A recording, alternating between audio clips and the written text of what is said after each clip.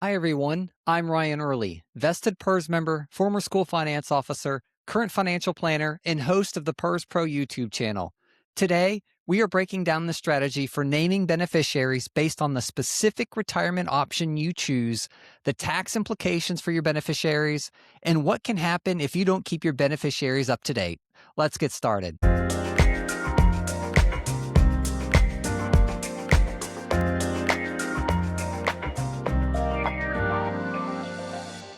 Before we dive into the specific options and strategies, let's define some terms. Primary beneficiary. This is the first person or entity in line to receive benefits upon your death. Secondary or contingent beneficiary. This is the second person or entity in line to receive benefits upon your death. They only receive benefits if all primary beneficiaries pass away before you do. It is critical to understand that regardless of which of the 7 PERS benefit options you select, you must name a primary beneficiary.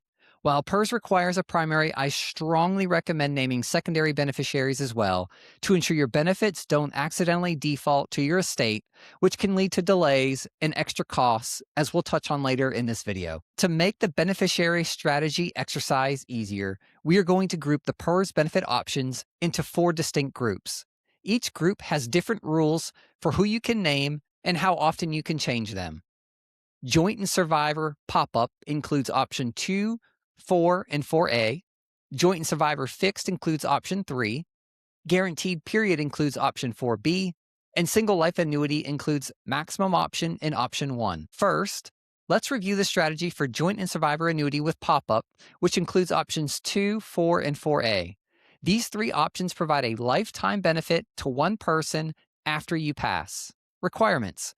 You can name only one primary beneficiary. Restriction. The beneficiary must be a person, no trusts or charities. Permanence. You generally cannot change this beneficiary unless they die or you divorce if they were your spouse. Strategy-wise, this is the easiest choice. The person you name should be the one most dependent on your income, like a spouse. Don't overthink it. If they pass away or you divorce, the pop-up provision allows your benefit to increase to the maximum option level, at which point you can name new beneficiaries for any remaining contributions and interest owed to you. Just be aware that if you name a younger person, not your spouse, as your beneficiary, there may be IRS limitations that come into play, especially with option 4 and 4A. Now let's review the strategy for joint and survivor annuity fixed, which includes option 3. Option 3 is unique because it allows for 2 primary beneficiaries who will each receive 50% of your reduced benefit for their lives after you pass. Requirements. You must name exactly 2 primary beneficiaries, and both must be people. Permanence. This decision is more permanent than the pop-up option we just discussed. There is no pop-up if one of your 2 beneficiaries die. Your benefit stays the same during your retirement, and the surviving beneficiary's share would increase to 100%. Option 3 is often used by retirees with 2 dependents, depending on your income, like a spouse, an adult special needs child. It's probably the second easiest option to name beneficiaries, but ensure that both individuals truly need that long-term lifetime income protection. This isn't an option you would choose beneficiaries with a charitable mindset, like 2 self-sufficient adult children. And be aware of IRS limits on younger non-spouse beneficiaries. Now let's review the strategy for single life annuity with guaranteed period for 10, 15, or 20 years, which includes option 4B. If you die before that period ends, your beneficiaries get your same retirement benefits the remainder of the guaranteed period. Flexibility. You can name one or more primary beneficiaries. Who can be named? A person, trust, estate, or charity. Changes. You can change these beneficiaries at any time. If you have someone depending on your income for a specific window of time, they should be your primary beneficiary for this option, like a child in high school or a spouse waiting to draw against their Social Security or 401k balance. However, if you do name a non-spouse beneficiary, like a child who is much younger, IRS required minimum distribution rules may limit the length of the guarantee period you can select. Finally, let's review the strategy for single life annuities, which include the max option in option 1. These 2 options provide the highest monthly check, but no ongoing survivor pension. Beneficiaries only receive a lump sum of your remaining unpaid contributions and interest. Who can be named? Multiple people, trusts, or charities. Changes can be made at any time.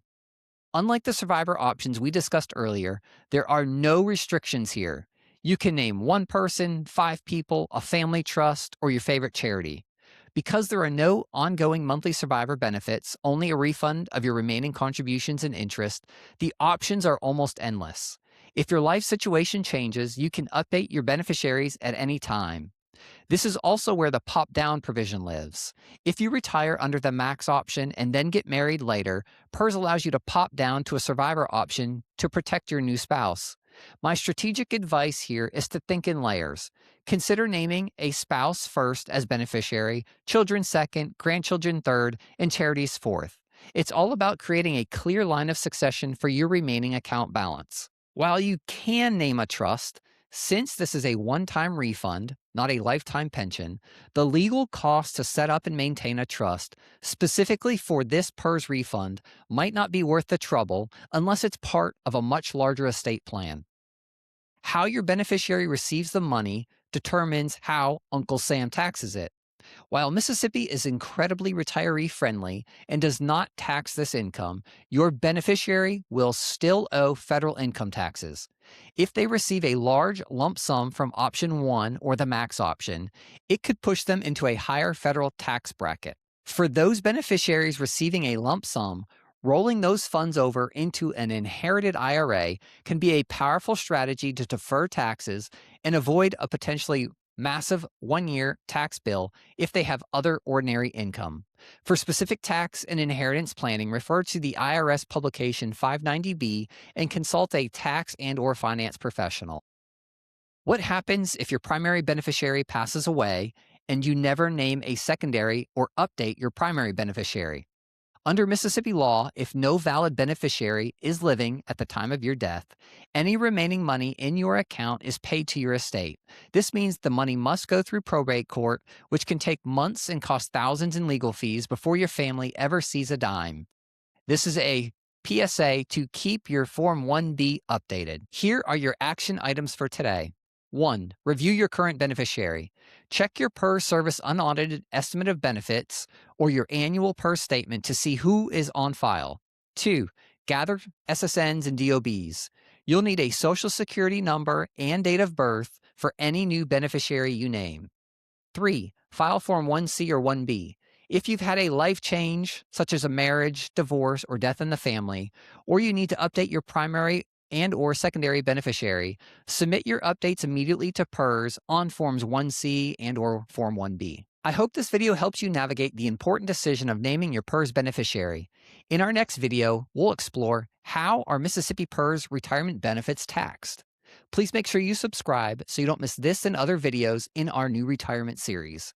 If you found this video helpful, you can thank me by hitting the thumbs up button and sharing it with other PERS members.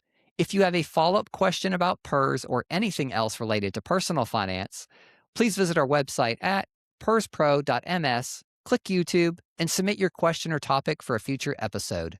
And finally, if you are looking for a financial planner that specializes in helping PERS members plan for retirement, including deciding who should be named as your beneficiary, please visit our website at perspro.ms to learn more about our firm and to schedule your initial consultation.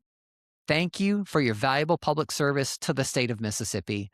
We'll see you next time. So hit that subscribe button down below.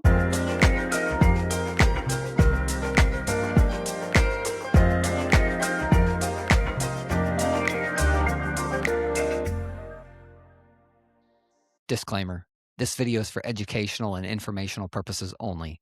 Neither the host nor this YouTube channel are officially affiliated with, endorsed by, or sponsored by the Public Employees Retirement System of Mississippi.